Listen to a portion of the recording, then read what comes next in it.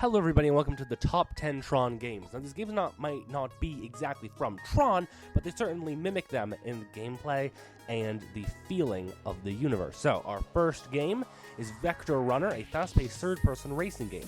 It accelerates you automatically and the route gets more and more crowded as you play. Pick up green and purple cubes for more health and blue for shields and see how long you can hang on. I think fans of the first movie will like this game. Our second game is Vector Runner Remix. This is the game we just played, but now it's a side-scroller, super speeded. Oh well. It has many levels and platforms that makes it a fun, short time racer, and a nice sequel to the first. I think also fans of the first movie will like this game. Now for fans of either movie, Neon Racer and Neon Racer 2 are decent racing games. Hit the red cars, not the blue cars, and don't go off the road. Buy better cars, it's like the classic Racing USA, but you get to grind on the grid instead.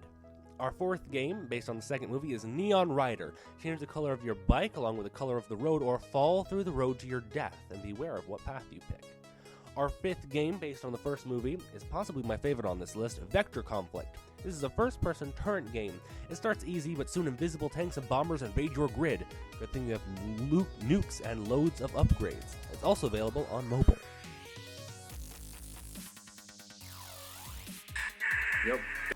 Based on the second movie, Ultimate Motorcycle is a game on Congregate that copies the classic Tron Light Cycle game but uses a Unity 3D engine. Every time you survive a level, you speed up. Think fast to avoid the walls and think clearly. This can be hard when you're hearing the screams of your competitors as they smash themselves into the walls around you.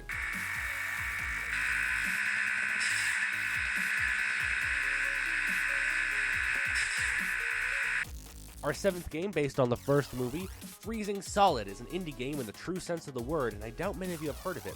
It was made by Georgia Tech, and I stumbled across this gem while looking at one of the programmer's bios. This game is amazing. You control a tank and a main hub that has several missions available for you. Missiles, bullets, and lasers are all rendered in line art. It feels retro and doesn't try too hard. The controls can be tricky because there's a separate set for the legs and the head, but once you get it, it's like ice skating, hoverboarding your way to victory, but with missiles. This one is interesting. It's hosted on Disney.com and is our first game actually licensed to Tron. See, Disney owns Tron and made both movies, so don't let the fact that it's hosted on Disney.com worry you. This is Tron in arcade form. Once you beat all the levels, you get to go to the next round. The same games, but faster, and with new art.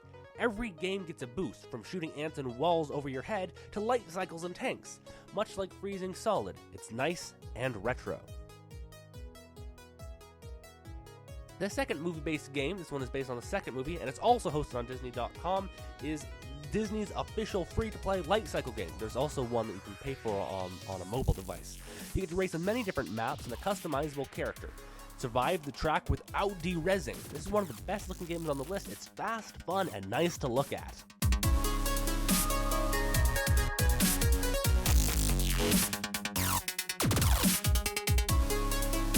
Give it a try.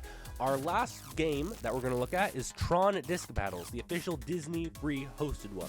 The controls are easy and the game is pretty to look at. Actually, it's not much more than geeky eye candy. The trajectories can be actually fun, and it's also a challenge to try to catch your opponent off guard. I hope you guys enjoyed the list. Did I leave out any? Have you guys played them? Please leave a comment and sub for more gaming news and tell me what you thought of the video. I will see you guys next week with a new gaming video.